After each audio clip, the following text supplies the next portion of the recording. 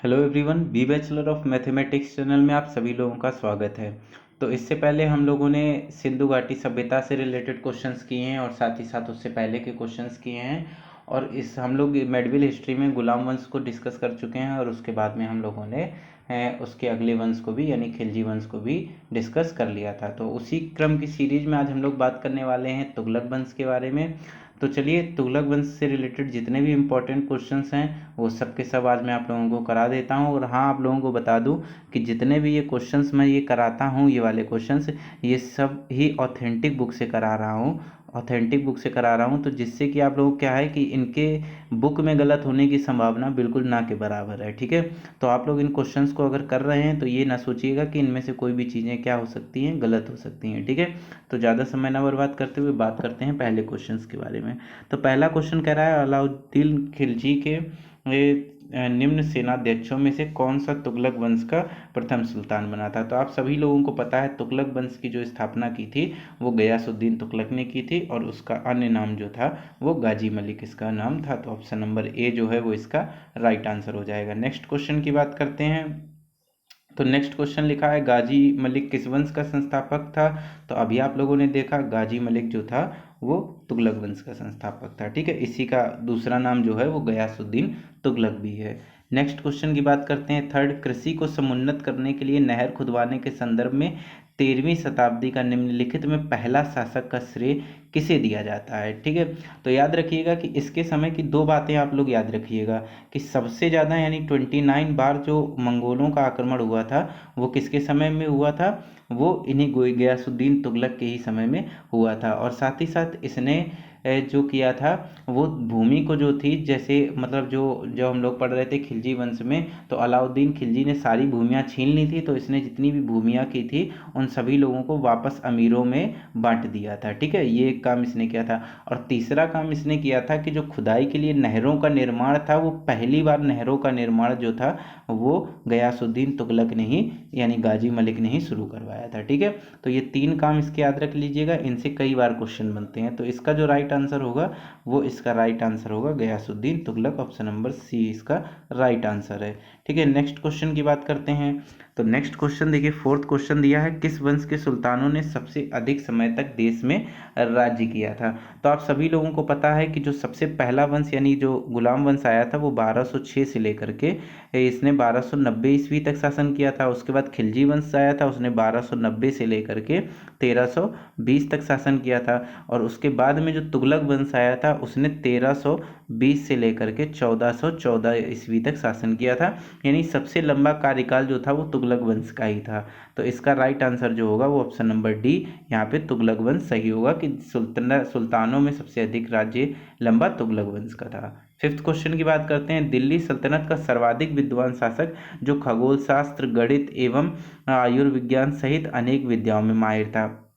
तो याद रखिएगा, दिल्ली सल्तनत का सबसे विद्वान जो इंसान था वो था मोहम्मद बिन तुगलक। मोहम्मद बिन तुगलक जितना ज़्यादा विद्वान था उतना ही ज़्यादा इसके द्वारा करे गए काम जो थे वो उतने ही ज़्यादा खराब हुए थे। तो इस वजह से इसे सबसे मूर्ख शासक भी कहा जाता है, यानी इसके सबसे असफल शासक के नाम से भी जाना जाता है। तो अगर पूछे दिल्ली सल्तनत का सबसे विद्वान एवं सबसे मूर्ख शासक कौन था, तो मोहम्मद बिन तुगलक था। इसने जितना भी राजधानी स्थानांतरण हो, नए सिक्कों का प्रचलन हो और खुरासान अभियान हो, कराची अभियान हो, मतलब सभी जितने भी इसने काम किए थे, कृषि विभाग की स्थापना हो, सभी के सभी इसके खराब हो गए थे। इस वजह से ये दूरदर्शी था, जिस वजह से इसे बहुत ही ज़्यादा विद्वान भी कहा जाता है, यानी विद्वान कहा जाता है। और इसके सारे काम जो भी इसने किए वो ना चाहते हुए भी असफल हो गए, इस वजह से इसे सबसे मूर्ख भी कहा जाता है। देखिए, क्वेश्चन नंबर 6 में लिखा है, अमीर ए कोही एक नया विभाग किस सुल्तान द्वारा शुरू किया गया था। तो अमीर ए कोही जो एक नया विभाग था वो मोहम्मद बिन तुगलक के द्वारा शुरू किया गया था। इसने क्या कोशिश की थी कि जितना भी उपजाऊ क्षेत्र है, जैसे उपजाऊ क्षेत्र है ये वाला, तो यहाँ पर ज़्यादा से ज़्यादा अगर कृषि होगी तो इस जगह पर टैक्स भी ज़्यादा से ज़्यादा क्या कर लेंगे, ये वसूल लेंगे। तो इस वजह से इन्होंने एक नया विभाग अमीर ए कोही की स्थापना की थी। लेकिन अमीर ए कोही के जो सदस्य थे वो बहुत ही नासमझ थे। उन्होंने क्या किया, जो जितनी भी बंजर ज़मीन थी वहाँ पर किसानों को कृषि करने के लिए कहा, जिस वजह से ज़्यादा कृषि की उपज ही नहीं हो पाई और साथ ही साथ में इसका ये मतलब अभियान जो था ये भी खराब हो गया था। ठीक है, तो ऑप्शन नंबर सी मोहम्मद बिन तुगलक इसका राइट आंसर है। क्वेश्चन नंबर 7 की अगर हम लोग बात करते हैं तो देखिए क्वेश्चन नंबर 7 क्या कहता है, दिल्ली के किस सुल्तान ने एक पृथक कृषि विभाग की स्थापना की एवं फसल चक्र की योजना बनाई। तो अभी मैं बता चुका हूँ, मोहम्मद बिन तुगलक ने दीवाने कोही की स्थापना की थी, ठीक है, जिससे कि ये जो उपजाऊ क्षेत्र है वहाँ पे ज़्यादा टैक्स वसूल सके। 8 की बात करते हैं, दीवाने कोही किससे संबंधित है। तो इसका राइट आंसर जो है वो फिरोज शाह तुगलक से, ये सॉरी मोहम्मद तुगलक से संबंधित है। फिरोज शाह तुगलक तो इसके बाद में आए हुए थे, ठीक है। तो इसका जो राइट आंसर है वो मोहम्मद तुगलक इसका राइट आंसर है ए। 9th की बात करते हैं, मोहम्मद बिन तुगलक अपनी राजधानी दिल्ली से लेकर कहाँ गया था। देखिए दिल्ली पर जो था वो लगातार मंगोल जो थे वो अपना आक्रमण कर रहे थे, दिल्ली पर बार बार मंगोलों का आक्रमण हो रहा था, जिस वजह से इसने सोचा कि जो दिल्ली है वो किनारे पड़ रही है, तो इस वजह से इसने अपनी राजधानी को कहाँ शिफ्ट कर दिया था, ये दौलताबाद यानी देवगिरी इसने अपनी राजधानी को शिफ्ट कर दिया था। कि उसने सोचा था जब हमारे प्रशासन के ये मध्य में राजधानी होगी तो मध्य में राजधानी होने की वजह से ये पूरी तरीके से सुरक्षित रहेगी। लेकिन इसने गलती क्या कर दी थी, जब ये अपनी राजधानी शिफ्ट करके जा रहा था तो वहाँ के लोगों को भी ये लेकर के चला गया, तो जनसंख्या की इतनी ज़्यादा मात्रा वहाँ पर हो गई थी कि ये उनको मैनेज ही नहीं कर पाया था। इस वजह से इसने अपनी दिल्ली चेंज करने का अभियान भी जो था वो इसका असफल हो गया था, यानी दौलताबाद वाला अभियान भी असफल हो गया था। इस वजह से इसे मूर्ख शासक भी कहा जाता है और बहुत ही विद्वान और भविष्य की सोच रखने वाला शासक भी इसे ही कहा जाता है। दिल्ली से दौलताबाद राजधानी को स्थानांतरित करने का आदेश किसने दिया था। तो देखिए बार बार वही क्वेश्चन निकल करके आ रहा है, तो ऑप्शन नंबर डी मोहम्मद बिन तुगलक ने दिया था। फिर देखिए भारत में सर्वप्रथम सांकेतिक मुद्रा का प्रचलन किसने किया था। तो देखिए ये भी इसके एक अभियानों में से एक था, दूरदर्शी सोच को लेकर के। तो मोहम्मद बिन तुगलक ने ही क्या किया था कि जो सांकेतिक मुद्रा थी उसी को चलाने की बात कही थी, क्योंकि जितनी मुद्रा सोने एवं चांदी की चल रही थी उनका मूल्य जो था वो उनके खुरदुरे मूल्य से ही भी ज़्यादा था। तो इसने सोचा क्यों ना सांकेतिक मुद्रा चलाएंगे, लेकिन बाजार में इतनी ज़्यादा मतलब जितनी ज़्यादा नकल करने वाली मुद्राएं आ गई थी कि पूरा का पूरा व्यापार जो था वो नकली मुद्राओं से ही चल रहा था। तो इसका ये अभियान भी पूरी तरीके से असफल हो गया था। तो ऑप्शन नंबर डी इसका राइट आंसर है। 12 में बात करते हैं, निम्नलिखित में से कौन पहला सुल्तान था जिसने भारत में सांकेतिक मुद्रा का प्रचलन चलाया। तो अब आप लोग थ्योरी से समझ गए होंगे कि हाँ मोहम्मद बिन तुगलक इसका राइट आंसर है। नेक्स्ट क्वेश्चन की बात करें, कथन और कारक में दिया गया है, मोहम्मद बिन तुगलक ने एक नया स्वर्ण सिक्का जारी किया जो इब्न बतूता द्वारा दीनार कहलाया गया। तो ये बात बिल्कुल सही है, इन्होंने नया सिक्का जारी किया था स्वर्ण का जो चित्रित रूप से था। मोहम्मद बिन तुगलक पश्चिम एशियाई तथा उत्तरी अफ्रीकी देशों के साथ व्यापार में अभिवृद्धि के लिए स्वर्ण सिक्कों की टोकन मुद्रा करना चाहता। तो नहीं, ऐसा कुछ नहीं था। इसके में क्या था कि सिक्कों का दाम जो था वो इसके वास्तविक वैल्यू से कम था, इस वजह से उसने इसको किया था। यानी ऑप्शन नंबर ए तो इसका राइट आंसर है, लेकिन आर गलत है। तो देखिए यहाँ पर दोनों सही दोनों गलत की बात आ रही है, ये नहीं होगा। यहाँ पर देखिए ऑप्शन नंबर सी जो दिया गया है ए सही है, परंतु आर इसका गलत आंसर है, यानी ऑप्शन नंबर सी जो है वो इसका राइट आंसर हो जाएगा। फिर देखिए नेक्स्ट क्वेश्चन में कथन तथा कारक दोनों दिए गए हैं, चलिए इनको जरा पढ़ते हैं फिर देखते हैं कौन सा सही ऑप्शन है। इसमें लिखा है मोहम्मद तुगलक की प्रतीक मुद्रा योजना असफल सिद्ध हुई। तो ये तो मैंने आप लोगों को बता दिया, बहुत सारे नकली सिक्के आ गए थे बाजार में। मोहम्मद तुगलक का मुद्रा निगमन पर उचित नियंत्रण नहीं था। तो ये बिल्कुल सही बात है, निर्गमन पर उचित नियंत्रण नहीं था, मतलब इन्होंने बाजार में ज़्यादा उचित नियंत्रण नहीं किया और इस वजह से नकली सिक्के भी थे वो बाजार पर आते गए, ठीक है। तो अभियान क्यों मतलब इनका असफल रहा था, क्योंकि इन्होंने निर्गमन पर किसी तरीके का कोई भी नियंत्रण नहीं किया था। मतलब ए भी सही है, आर भी सही है, और एक तरीके से देखिए तो ये जो आर जो है वो ए की पूरी तरीके से सही व्याख्या भी कर रहा है। तो देखिए यहाँ पर दिया है ए और आर दोनों सही है और आर सही व्याख्या है ए की, यानी ऑप्शन नंबर ए जो है वो इसका पूरी तरीके से राइट आंसर हो जाएगा। फिर नेक्स्ट क्वेश्चन की बात करते हैं अगर हम लोग, तो देखिए लिखा है कि मूर देश का यात्री इब्न बतूता किसके शासनकाल में आया था। इसको मूर लिख लें या इसको मोरक्को भी कहा जाता है। मोरक्को देश का जो था निवासी यात्री वो इब्न बतूता वो किसके समय में आया था। तो ये भी क्वेश्चन पूछा जाता है, इब्न बतूता किस देश से संबंधित था, तो मोरक्को से संबंधित था। और ये किसके समय में आया था, ये मोहम्मद बिन तुगलक के समय में आया था। यहाँ पर देख करके उसने अपनी एक पुस्तक लिखी थी जिसका नाम था रेहला नाम की, इसने अपनी पुस्तक भी लिखी थी, तो ये भी याद रखिएगा। नेक्स्ट क्वेश्चन की बात करते हैं, इब्न बतूता भारत में किसके शासनकाल में आया था। तो ये आप लोग खुद ही देख चुके हैं, मोहम्मद बिन तुगलक के समय पर आया था। नेक्स्ट क्वेश्चन की बात करें 17, किसके सल्तनत काल में डाक व्यवस्था का विस्तृत विवरण दिया है। तो देखिए जो ये थे मोहम्मद बिन तुगलक थे, इनके समय में डाक व्यवस्था का बहुत ज़्यादा प्रचलन था। तो जब इब्न बतूता भारत आया तो इसने डाक व्यवस्था का बहुत ही विस्तृत रूप से वर्णन किया था। तो ऑप्शन नंबर 20 का राइट आंसर हो जाएगा। नेक्स्ट क्वेश्चन की बात करते हैं। होली त्यौहार के सार्वजनिक उत्सव में भाग लेने वाला दिल्ली का प्रथम सुल्तान कौन था? ये बहुत ही धर्मनिरपेक्ष थे, जिस वजह से ये पूरी तरीके से सभी त्योहारों और फेस्टिवलों को मनाता था। ऑप्शन नंबर बी मोहम्मद बिन तुगलक जो है वो इसका राइट आंसर है।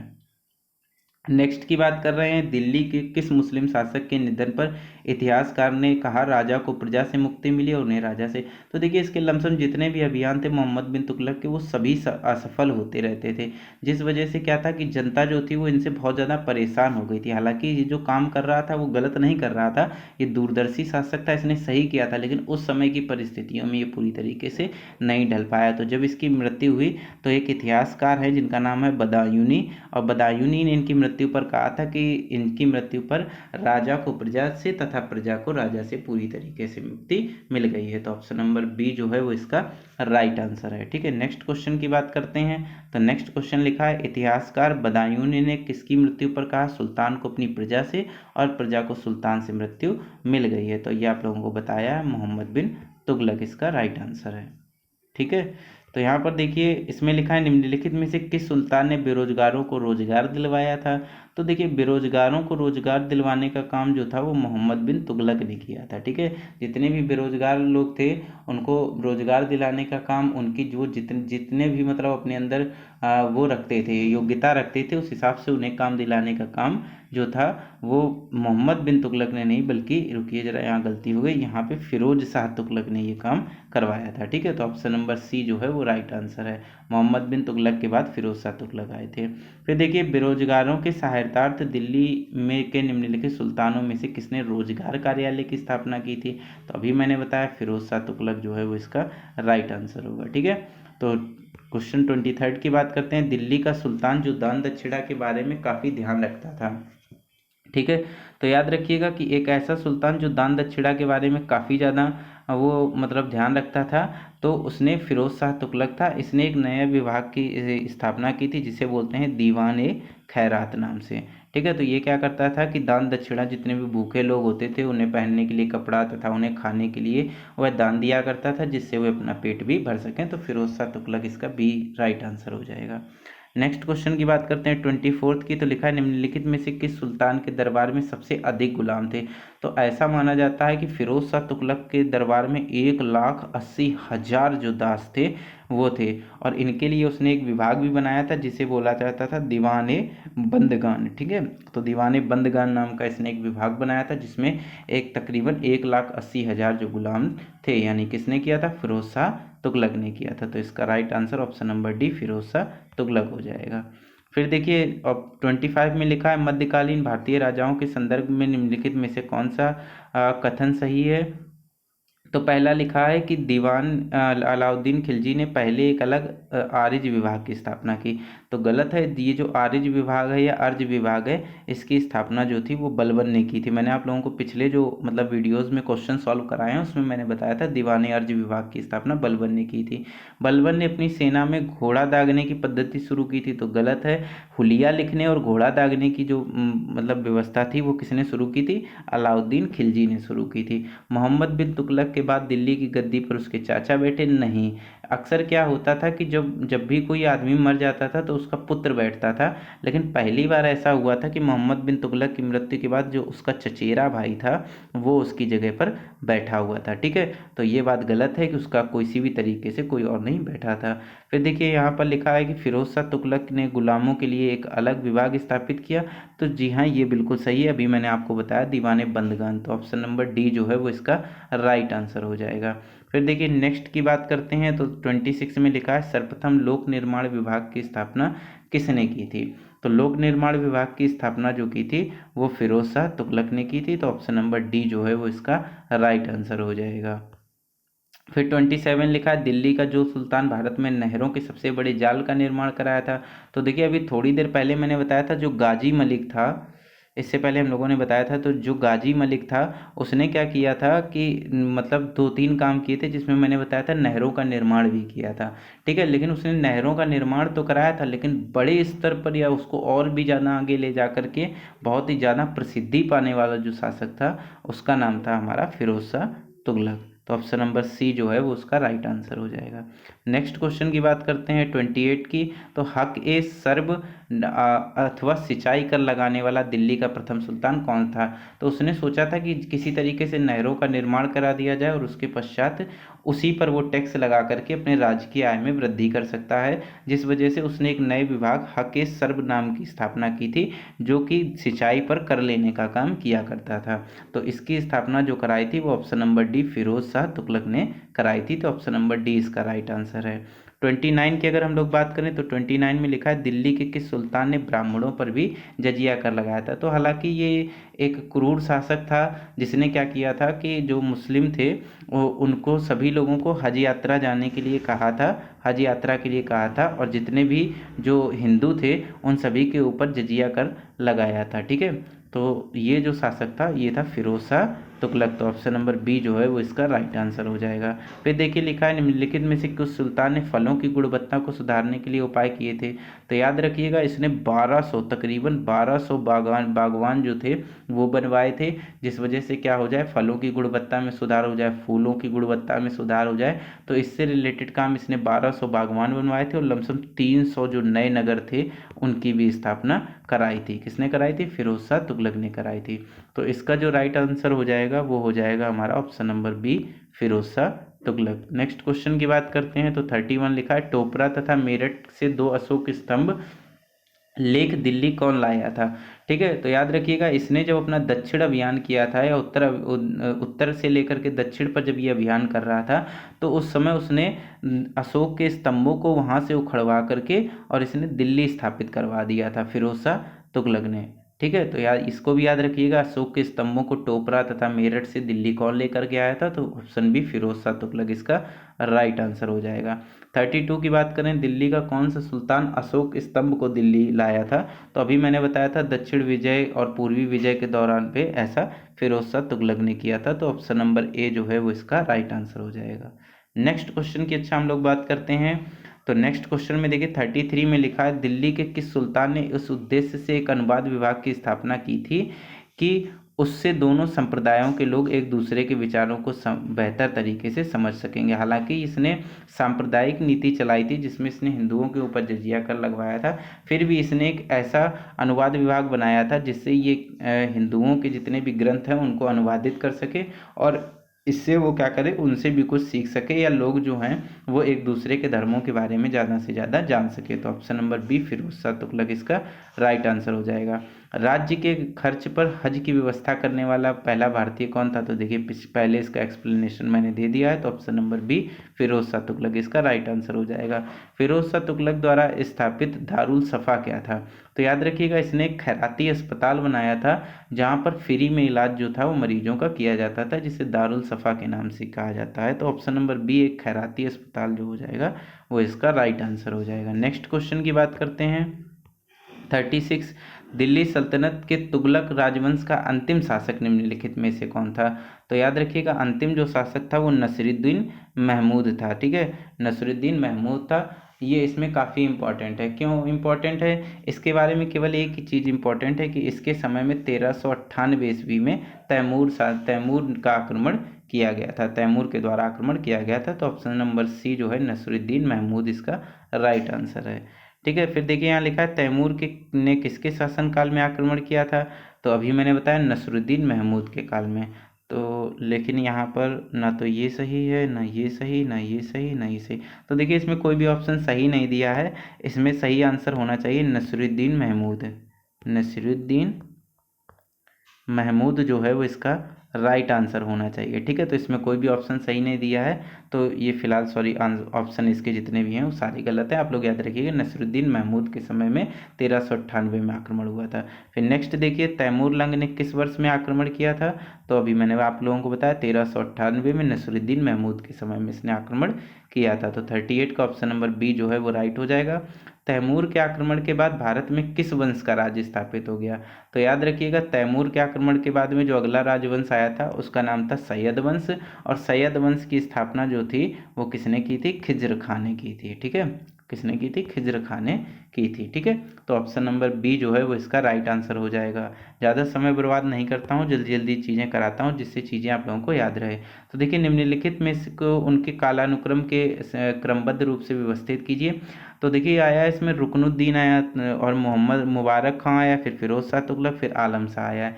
तो देखिए यहाँ पर पहले बात करते हैं तो रुकनुद्दीन जो था वो इल्तुतमिश के बाद रजिया सुल्तान से पहले शासक बना था। उसके बाद में मुबारक खान आए थे, फिर उसके बाद फिरोज शाह तुगलक आए थे, और सबसे लास्ट में जो वंश आएगा उसमें क्या आ जाएगा? आराम शाह आ जाएगा। ठीक है, तो इसका जो क्रम है वो है पहला, दूसरा, तीसरा और उसके बाद में चौथा। तो देखिए यहाँ पर ऑप्शन नंबर सी जो है वो यही इसका राइट आंसर दिया है, यानी कौन सा? ऑप्शन नंबर सी जो है वो राइट आंसर हो जाएगा। इसी के साथ में जो हम लोगों का आज ये तुगलक वंश से रिलेटेड जितने भी क्वेश्चंस थे ये सारे के सारे खत्म होते हैं। हम लोगों ने तुगलक वंश के विषय में जितने भी इम्पोर्टेंट क्वेश्चंस थे और जितनी भी पिछली परीक्षाओं में आए हुए प्रश्न थे उन सभी को डिस्कस कर लिया है। ये देखिए यूपी पीसीएस मेंस 2003 का क्वेश्चन है, और जितने भी क्वेश्चन हैं वो सभी ऑथेंटिक हैं। तो अगर इसी तरीके से आप लोग अपनी तैयारी को मजबूत करना चाहते हैं, हालांकि आप पढ़ तो सभी जगह से लेते हैं, लेकिन यदि आपको प्रैक्टिस करने की इच्छा है और तो आप हमारे इस चैनल से जुड़ सकते हैं। वीडियो अच्छा लगा हो या कंटेंट अच्छा लगा हो तो हमारे साथ ज़रूर जुड़ें। इसी तरीके से हम लोग पूरी की पूरी हिस्ट्री का रिविज़न आपके साथ ऐसे ही कर लेंगे। तो मिलते हैं हमारे नेक्स्ट वीडियो में, तब तक के लिए बाय बाय।